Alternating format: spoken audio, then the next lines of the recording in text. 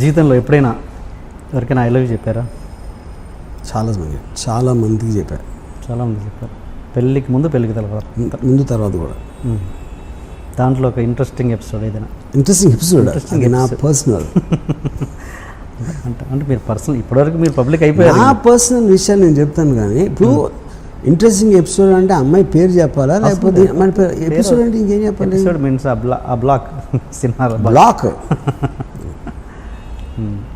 పేరు అవసరం లేదు, పేరు చెప్పండి.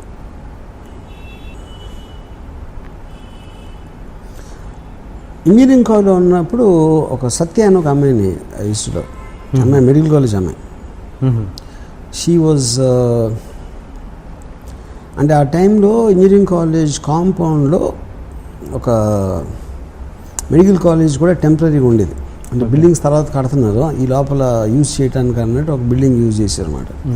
సో వాళ్ళందరూ ₹1,00,000 డొనేషన్ కట్టి వచ్చిన వాళ్ళు, మేమందరం 10,000 12,000 కట్టి ఇంజనీరింగ్ బ్యాచ్. ఓకే. సో మా అందరికీ కూడా ఒక ఇన్ఫీరియారిటీ కాంప్లెక్స్ ఉండేది. కానీ మెడికల్ కాలేజ్లో అమ్మాయిలు ఉండేవారు, ఇంజనీరింగ్ కాలేజ్లో చాలా తక్కువ. ఇప్పుడు దాంట్లో అందరికన్నా అమ్మాయి సత్య అమ్మాయి ఒక కార్లో వచ్చింది, blue Padmini premier college, Padmini premier car. College కాంపౌండ్లోకి ఆ కార్ ఎంటర్ అవుతుంది. ఇప్పుడు కూడా కూర్చున్నారు, ఇన్ని ఇయర్స్ అయిన తర్వాత అసలు ఆ కార్ అలా ఎంటర్ అయ్యి రోడ్ మీదకి వస్తూ ఉంటే ఇక్కడ నా హృదయంలో బ్యాక్గ్రౌండ్ మ్యూజిక్ ఆ అమ్మాయిని ఎప్పుడు నేను దగ్గరికి వెళ్ళి అంటే నాకు తర్వాత పరిచయం అయింది, కానీ పరిచయం ఏంటంటే ఇంకొక ఫ్రెండ్ ఉండి ఉన్నారు కాలేజీలోనే, ఆడు కైజర్ అని, ఆడు చాలా అందంగా ఉంటాడు. అతని సిస్టర్ కూడా మెడికల్ కాలేజ్ అన్నమాట. సో అతని సిస్టర్ ద్వారా పరిచయం చేసుకుని నన్ను ఆడ బ్యాచ్లో ఒక గ్యాంగ్ హోల్డ్ లాగా చెప్పాడు నా గురించి అమ్మాయికి.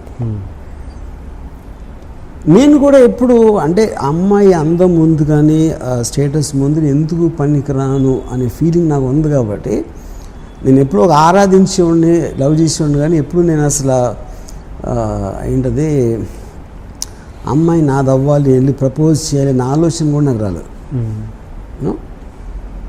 And I use to think ఆ అమ్మాయి కైజర్తో లవ్లో ఉంది అని అనుకున్నాను నేను ఆ టైంలో. సో చాలా రోజుల తర్వాత, ఇయర్స్ తర్వాత రియలైజ్ అది ఏం లేదు, ఆ అమ్మాయికి ఇప్పుడు నేనంటే ఇష్టం. అది ఇప్పుడు తర్వాత నా పెళ్ళి అయిపోయిన తర్వాత తెలిసింది. సో ఇది అదేమంటారు, దాన్ని ఎక్కవలసిన రైలు జీవితకాలం లేట్ అంటారు కదా, అలాంటిది కూడా. అది మీరు ప్రతి వాళ్ళ విషయంలో ఇలాగే లేట్ చేస్తున్నట్టున్నారు, శ్రీదేవి విషయంలో కూడా. కరెక్ట్. మరి సో నేను నిజంగా లవ్ చేసిన అమ్మాయిలందరినీ ఇలాగే పట్టుకున్నా. మరి ఏదో ఒక టైంలో గుణపాఠం రావాలిగా, వచ్చి కరెక్ట్ టైంలో ప్రపోజ్ చేయడం, అది పాయింట్. కానీ ఇవన్నీ యాక్చువల్గా సత్య శ్రీదేవి ప్యారల్గా జరిగింది. ఎందుకంటే సత్య రియల్ పర్సన్, శ్రీదేవి గారేమో స్క్రీన్ మీద పర్సన్. ఓకే, అంటే శ్రీదేవి టాపిక్ వస్తే ఏంటి మీరు అన్నారు గుణ. నాకు ఇంకోటి ఒక విషయం ఏంటంటే, నేను శ్రీదేవి గారు అంటే ఆ టైంలో ఒక ఇది చెప్పాను, కానీ నాకు యాక్చువల్గా నియర్లీ ఒక 10 years నేను జయసుధ్ గారితో విపరీతంలో ఉన్నాను. ఒక కాలేజ్ టైం అంటే జ్యోతి సినిమా. శ్రీదేవి గారు యాక్చువల్గా it was more happen post ఏది మన మిస్టర్ ఇండియా.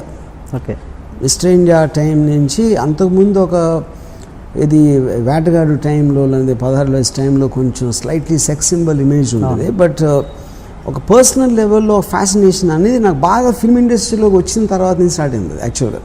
అంటే ఫిల్మ్ ఇండస్ట్రీ అంటే నేను డైరెక్టర్ అని కాదు, నేను చెప్పేది ఒక అసిస్టెంటో లేకపోతే సినిమాల్లో అన్నపూర్ణ స్టూడియో చుట్టూ తిరిగే రోజుల్లో అక్కడ స్టార్ట్ అయింది యాక్చువల్గా. ఓకే, ఒరిజినల్గా కాలేజ్లో ఉన్నప్పుడు అంతా నాకు జయసుధ్ గారు యాక్చువల్గా. అప్పుడు ఫస్ట్ టైము నేను అంటే ఆల్మోస్ట్ అబ్సెషన్ మాట జయసుధ్ గారు అంటే. ఆవిడ ఫోటోలు లేకపోతే ఒక జ్యోతి సినిమా వాల్ పోస్టరు ఒక కాంపౌండ్ వాల్ మీద అంటించుంటే రోడ్ మీద నుంచుని ఒక గంటలు చూసి ఉండాలి, చూస్తూ ఉన్నాను. వాల్ పోస్టర్ మీద అంతే. తర్వాత ఒకసారి ఫస్ట్ టైం శ్రీవారి వచ్చినట్లు షూటింగ్ జరుగుతూ ఉంటే మా ఫాదర్ని అడిగి జయసుధ అక్కడ జయసుద్ గారు కొంచెం దూరంలో ఆవలిస్తున్నారు.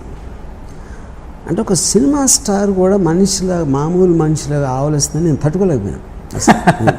I just was disappointed and I felt betrayed అసలు.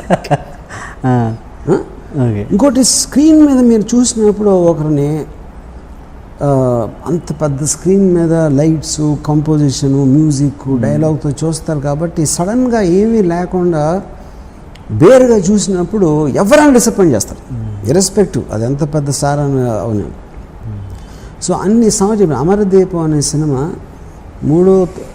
థర్డ్ ఇయర్ ఇంజనీరింగ్లో వచ్చింది. అది మన కోరంకిలో రాంప్రియ అని థియేటర్ ఉండేది.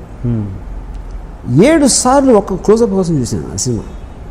జయసుద్ గారు ఒకే ఒక క్లోజప్, ఒక పాటలో జస్ట్ ఒక మ్యాక్సిమం 3 seconds వస్తుంది ఆ షాట్ పాటలో.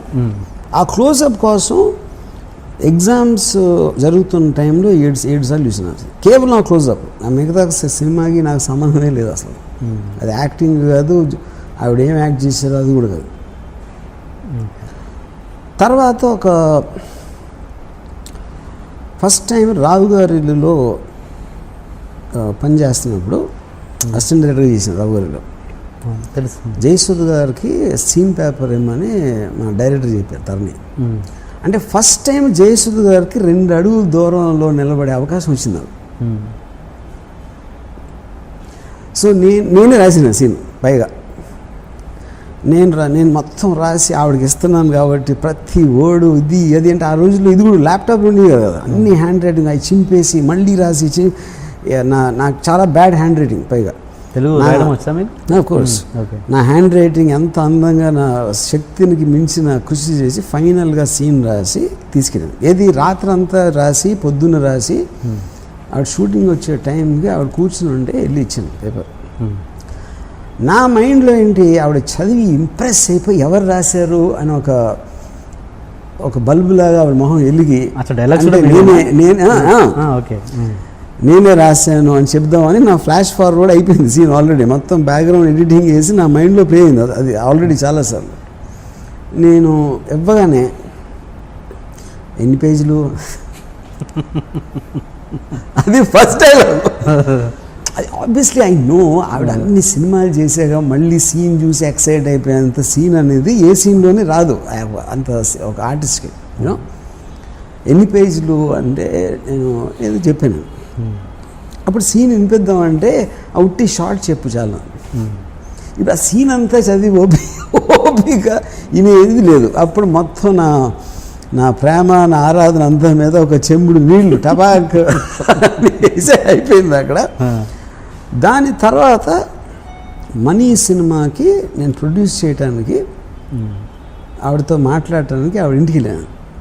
నేను ఇంకా తల దువ్వేసుకుని వేసి నాకున్న బెస్ట్ షర్ట్ అన్నీ వేసుకుని ఆవిడ ఇంటికి వెళ్ళి నేను బెల్ కొడితే తలుపు ఇలా తెరుచుకుంది. నాకేం కనపడలా. ఏం కనపడలేదు ఏంటంటే అది నితిన్ కపూర్ చెస్ట్, అది నా ఎదురుగా ఉంది అక్కడ. నేను ఇలా తలెత్తి చూసి అయిపోయింది, అక్కడితో నా స్టోరీ ఫినిష్డ్. అంటే అక్కడికి పెళ్ళైంది అన్న విషయం నాకు తెలుసు, కానీ సడన్గా నితిన్ కపూర్తో నేను పోల్చుకుంటే నేను ఒక టీమ్ ఒక ఏంటి ఇలా కొట్టేయండి వెళ్ళి హైదరాబాద్, చెన్నైలో జరిగింది అది. నేను వెళ్ళి హైదరాబాద్లో పడతాను. దాంతో నా లవ్ స్టోరీకి ఫుల్ స్టాప్ ఇచ్చింది అంతే. ఈ విషయాలను ఎప్పుడైనా డిస్కస్ చేశారా ఆవిడతో మధ్యలో? నాట్ ఇన్ వెరీ అప్పుడప్పుడు చెప్పాను, but not in so much detail. ఏమంటారా రియాక్షన్ ఏంటి? She won't believe it. అని ఇన్ని ఎలా చెప్పి మళ్ళీ శ్రీదేవి గురించి మాట్లాడతావు కదా, అది వేరే ప్యారలల్ ట్రాక్స్.